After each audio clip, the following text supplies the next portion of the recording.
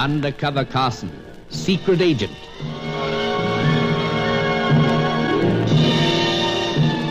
Operation Deathray, an assignment in Rio.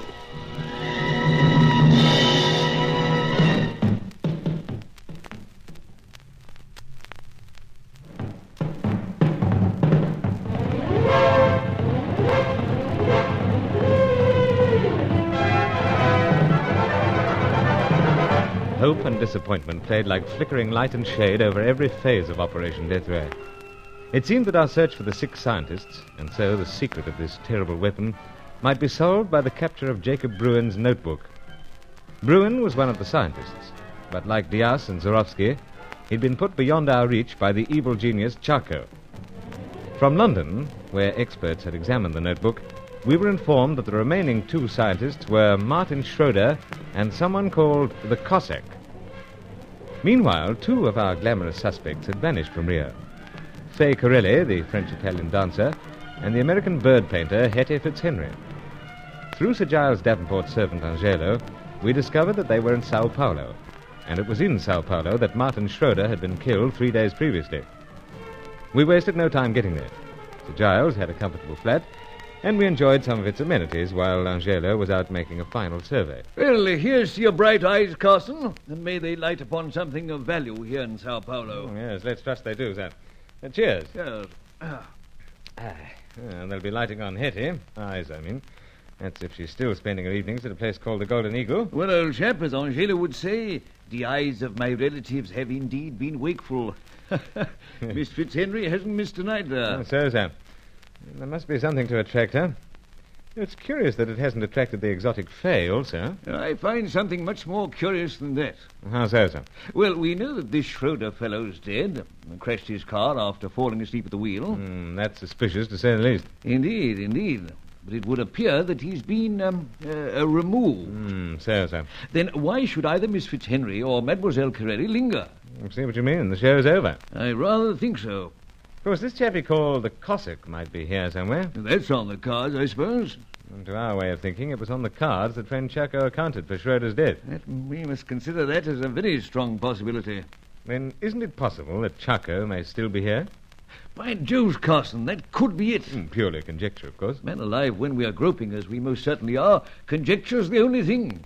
Indeed, perhaps Chaco is in Sao Paulo. Perhaps his devilish work isn't done yet. And this Golden Eagle place must feature it in all somehow. So. Yes, in such a place one expects bird motives and such like decorating the walls. But I'm prepared to bet my best pipe that Hetty isn't there just to paint or sketch 'em. I entirely agree. I wish that Angelo would hurry. Well, give him a chance, man. He has to contact these relatives of his. First, we want to know whether they've discovered the whereabouts of Mademoiselle Corelli, and second, whether Miss Fitzhenry is at the Golden Eagle as usual this evening. Those relatives of his. But they've been absolutely invaluable to us, old chap. Oh, don't I know it, sir. Oh, best of luck. Good health, Carson. You, didn't get in touch with Commander Grant before we left Rio, sir? But why should I? To find out how Sally's fitting into her part-time job. Oh, of course. No, old chap, but Miss Bruin seems very happy about it all. Or don't you think so? Oh, so. No doubt you are concerned that she should be visiting the night spots in company with your former school chum, Roger Deauville. Matter of fact, I am. I think you should be concerned too, sir. You do? I do. After all, the blighter's mixed up somewhere in all the tangle of intrigue. We've no cause to look upon him as a friend. True enough. And Sally's more or less my responsibility, now that her father's dead and she's alone in the world. Of course, you're only concerned as a big brother. I don't consider this a joking matter, sir. Forgive me, Carson, but I just couldn't resist. You see, this seems the one time when it might all develop into something. How so? Well, in the past there have been Miss Jansen, Mademoiselle Corelli, and Miss Fitzhenry, all with their charms. But the helplessness of Miss Bruin seems to have stirred more than the big brother in you. Though I dare say this isn't the time for levity. However, I find it greatly depressing to dwell too often upon the grim side of this assignment of ours. If only we could get some lead on this Charcot fellow. He's the one. Well, sir, seems we might. This might be the fellow now. Charcot? Oh, no, old chap. Angelo. It's my turn to leg pull, sir. Go ahead. Hello? Excellency? Ah, it's you. We've been waiting anxiously. You have news of our birds? I regret to say that there's nothing yet to be obtained upon the dark one who performs the dance. Ah, bad luck. But the other? The one with the red plumage, Excellency. She has made her way once again to the golden nest. The golden nest, eh? She's there now, Excellency. Carson will be very glad to know that. You will hover around outside, of course. Of course, Excellency. Good. Then we'll get our bird-watching equipment together and be off. See you later. You hear that, old man? So. Yeah, I've got my bird-watching equipment, as you say, my usual collection of pipes. But you're coming with me, sir. Just to keep a fatherly eye on proceedings. Come, Carson. I rather feel that this is going to be interesting.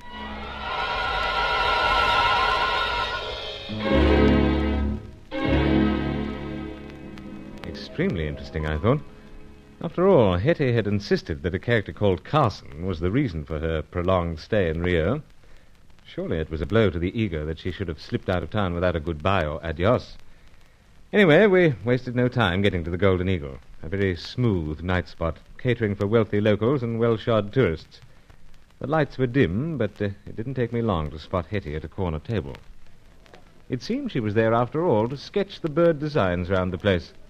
She had a sketchbook on her table and a strangely hostile look in her eye. Can't you leave me alone, Bruce? Leave you alone? You've got ears. So, though I can scarcely believe them. I'm in no mood to whisper sweet nothings. Seems not. In fact, I'm mighty incensed at you. But what have I done? You turned me down flat. I did? Hetty. And don't start laying on the honey, brother. It won't work anymore. At least I'm determined it won't.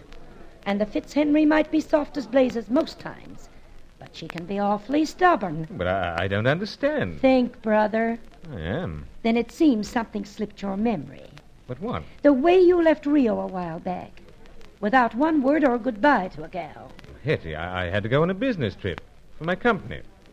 Hang it all, I'm employed by a British meat importing firm, and when they say I'm to go on an immediate survey... You haven't even got time to reach for the phone, huh? Well, it was thoughtless of me. Made me feel one mighty big fool. Why? Because I've made the mistake of going overboard for you. Kind of wounds a gal's pride when she feels that way and then discovers that the guy she's torching for cares not a hoot or a cuss for her. Hetty. Brother, that won't work anymore. But you've been causing me some concern. Ha! No, honestly.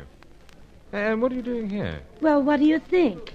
I'm trying to work it out. I'm a bird painter. Or have you forgotten that? How could I? Brother, a heel can forget anything. Now, Hetty, aren't you being a little unfair? I don't think so. Hetty, this upsets me. Well, it's nothing to compare with how upset I've been. Can't you see I'm right in the middle of an emotional storm? They rage mighty bad when they get hold of the Fitzhenrys.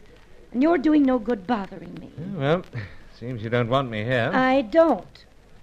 Best you amble back to the old guy. He's looking like this way as if he could be worried. Well, then I'll join him pronto. Sorry I've been such a disappointment with you. But what precisely brings you to this place? Well, for crying out loud, I paint birds. So, but what's that got to do with it? Don't you know where you are? The Golden Eagle. Well? You haven't come here, surely, to sketch these decorations. They're hardly up to your standard. Bruce, you don't know what goes on here? Seems I don't. Then I reckon you ought to get back to your table fast. Any time now, the lights will go down and the music will start up. And then you'll find out what brings me to the Golden Eagle.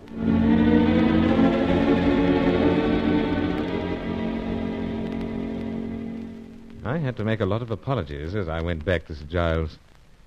The brush with Hetty had so bewildered me that I kept knocking against chairs and tables, dazed by this sudden change in her manner. And what was it about this place that drew so many patrons and a bird painter? Sir Giles was determined to take one thing at a time. Well, first of all, Carson, toss that drink off. So. I need it. Now, old chap, how do you account for the dear creature's sudden change? Well, seems she was much more serious than I thought. But you don't really think that? No, I suppose not. It's possible that she wanted to get rid of you. Yes, it is. And she did it rather successfully. You know, old fellow, it could be an act. Come to think of it, the whole business did ring false. Exactly. Perhaps it was an act. Well, you should know, Carson. How so, sir? With your experience of the fairer sex, their wiles and their whims. I don't class myself as any expert. No, the more I ponder, the more false it becomes. We may conclude, then, that Miss Fitzhenry is anxious to keep you at a distance. Expect so, sir. I say, the lights are dimming. Oh, so, sir. The band's starting up. Indeed. It seems we are about to be entertained. Yeah, this is what Hetty meant about us finding out what happens at the Golden Eagle. Joe's, Carson, look. Oh, floor show starting. But the costumes. Yes, rather flamboyant. Everyone dressed in most brilliant feathers and masks. Oh, that's why Hetty's got a sketchbook here, perhaps. A brilliant subject, Carson. I'd say they were based on the costumes of the Aztecs. Still, this hardly explains why Miss Fitzhenry is acting so oddly. What can be at the back of it all? Well, Sir Giles, I can see through at least part of it. I don't follow you, old man. You see that dancer in the middle? Yeah? In perhaps the most magnificent feathers of all? Yes, indeed. Look at her. Oh, breathtaking. Yes, so No, I say. Oh, look. Oh, what a fearsome mask. Ah, yes, the mask may be fearsome, sir, but what divine legs. I'd recognize those legs anywhere. Hey, what did you say? What's this about legs? Here, you'd recognize them. So, sir, behind that fearsome mask is Mademoiselle Fay Corelli.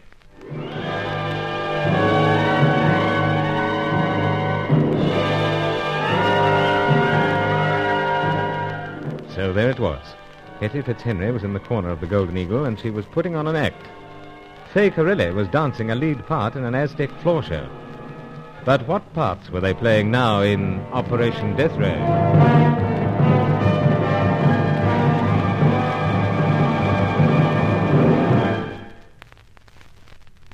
Undercover Carson is written by Michael Noonan and produced by Walter Pym for Artranza. Join Lost in Brazil tomorrow for the next episode of Undercover Carson. Also visit our channel rumble.com/c/Lost in Brazil for more episodes like this, and visit rumble.com/c/GAR for more radio programs like this.